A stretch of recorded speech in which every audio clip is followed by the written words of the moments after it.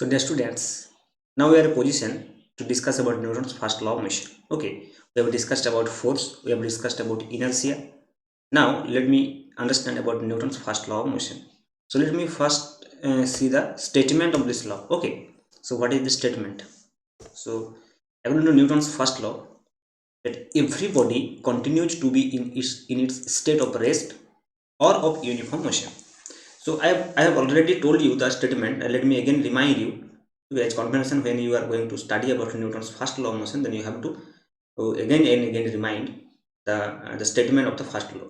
Okay, so what is the statement here? You can see that every body continues to be in its state of rest, so state of rest or of uniform motion in a straight line, unless and until it is compelled by some external force. So these three words are very important. One is state of rest, another is uniform motion, that is state of motion in straight line. Okay, that means actually this state of rest or state of motion can be written in terms of velocity vector, actually v vector.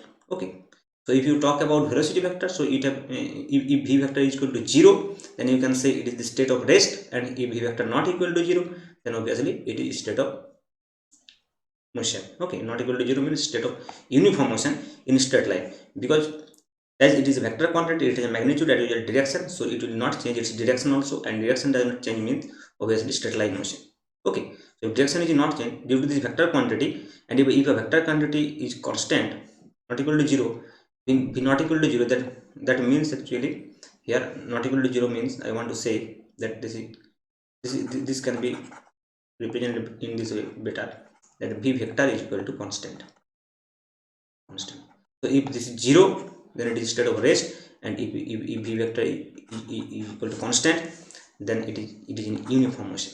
Okay, and vector if any vector quantity is constant, that means its magnitude is constant as well as the direction is constant, and if direction is constant, that means direction does not change. That means obviously if the particle is in straight line motion, it will continue to move in straight line motion unless and until it is compelled by some external force. Okay, if you give force, then obviously velocity will be changed, and in that case in that case it will not be in its initial state, or not be in its uniform motion, or not be in state of rest. Okay, so this is nothing but the Newton's first law, and this is the statement of Newton's first law. And as I have said earlier, that this is nothing but the law of inertia. Okay, so Newton's first law is actually the law of inertia. It's also called the law of inertia. Okay, so what does inertia mean? Let me understand again a little bit. I have discussed a little bit about this inertia in the last class, but let me again discuss it. What does inertia mean? Okay, because Newton's first law is all about inertia. Okay, so inertia means that there is a natural tendency of object to keep on doing that what they are doing. Okay, so inertia is a natural tendency of any object. Okay, of any object, and here objects means, please keep in mind that here objects means living objects as well as non-living objects also, as well as non-living objects also. It is not always necessary that Newton's law is only applicable for non-living object. It is also applicable for living object, for you and me also. And we all have a natural tendency to keep on doing what we are doing. Okay, but you can express mathematically Newton's law only for non-living object, because living objects are very complicated things, because they have mind, they have some inspiration. So maybe due to some reason, another reason, some another inspiration, some another external source, you seems to be that the law, the Newton's first law is violated, but actually these all are due to some external agent. Okay, so maybe you cannot express the things that we are studying here for non-living object. Maybe you cannot express these things in terms of mathematical equation, but it is actually valid for living and non-living object also. Okay, so this is actually mean by the inertia. Okay, so all objects resist change in their state of a rest or of a uniform motion. So that, so if you want to change it, suppose our object is in rest, that means its velocity is 0. Okay, so it resists change in their state of rest. So if you want to change its rest state, that means if you want to move the object, then this object will resist. Not only this, if object is in uniform motion, suppose there is a velocity, suppose velocity, let me talk about that. The velocity is 10 I cap. That means its magnitude 10 meter per second direction is along x-axis. So it wants to continue its motion along x-axis with magnitude 10 meter per second speed, or magnitude of velocity 10 meter per second.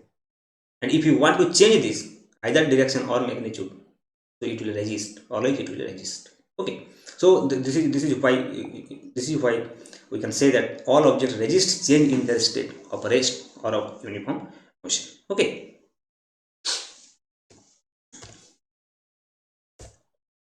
so objects keep on doing what they are doing. So this is our conclusion. Objects keep on doing what they are doing. I'm repeating it again and again. All the objects keep on doing what they are doing. Okay, so now let me take another example that you can understand that what is unbalanced force actually. So let me tell you about this animation, that here what is the unbalanced force, and uh, this is the motion of actually scatter, and you can see there is obstacle and there is the stone. So when there is a stone in the path of this little trolley, then the person is falling down. The person is in motion actually. Okay, with the trolley, the person is in motion with the trolley, but when there is a sudden obstacle there, then the trolley is instantaneously in the state of rest due to this unbalanced force.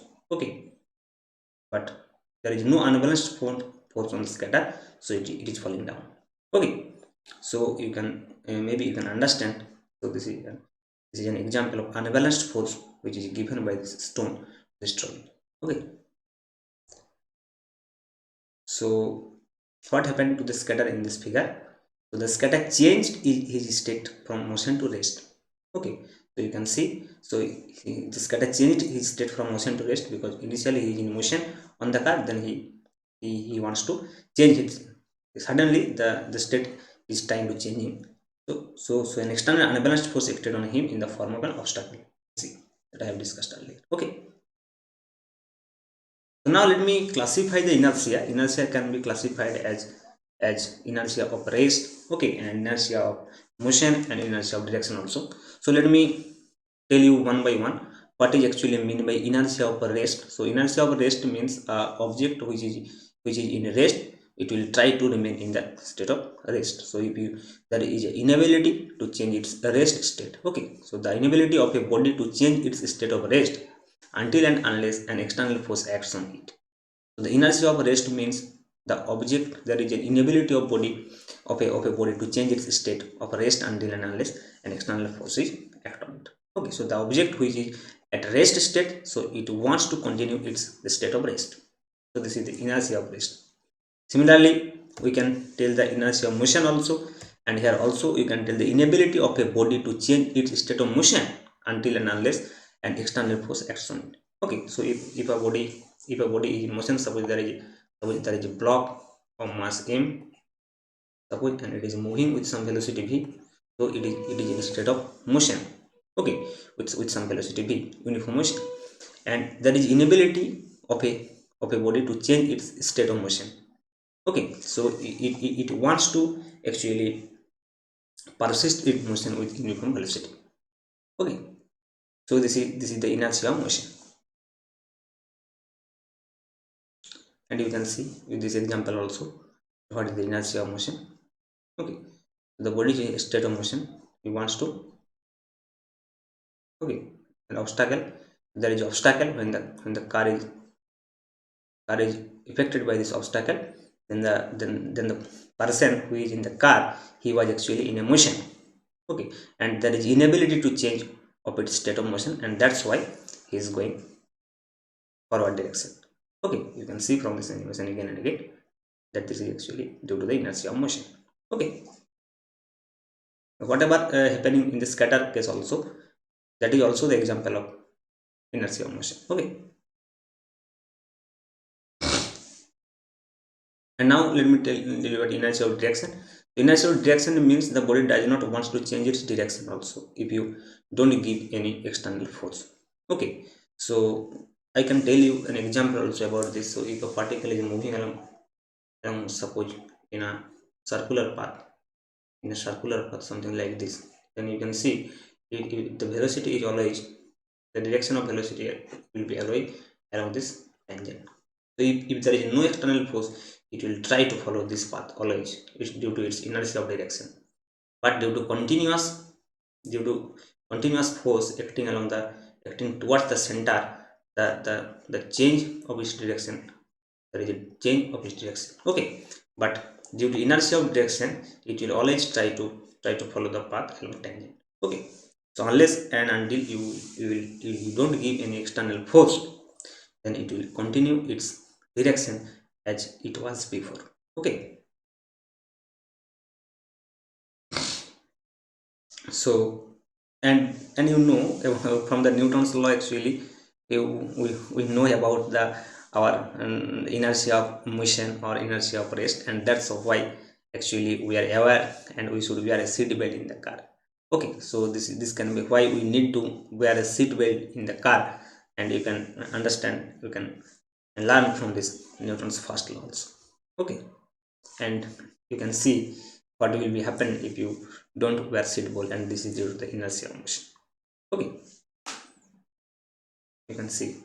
Okay, so first law talks about how to overcome inertia and when an unbalanced force is applied. Okay, so you can overcome the inertia by using seat belt here. So it talks about how you can overcome the inertia. If you know previously that before that due to inertia motion, is sudden obstacle is there, maybe you will be falling down like this. So that's why, to save yourself, you can wear seat belt. Okay, and that you can learn from the Newton's first law of motion. Okay, so now let me solve some MCQ also here.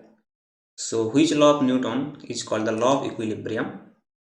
So as there is unbalanced force, so which is Newton's first law is the law of equilibrium, because there is no acceleration due to, there is no external force, there is no unbalanced force actually. So A will be the correct answer basically. Okay, so Newton's first law of motion is the law of equilibrium. And you are thrown outwards when your car suddenly takes a turn. Which law of Newton's is involved in this? And this is also due to uh, the inertia, direction of inertia. Okay, inertia of direction, and that will also follow in the first law. Okay, so thank you. This is all about our Newton's first law, and now in the next class we will discuss about Newton's second law, and before that we need to discuss about momentum also. Okay, so thank you.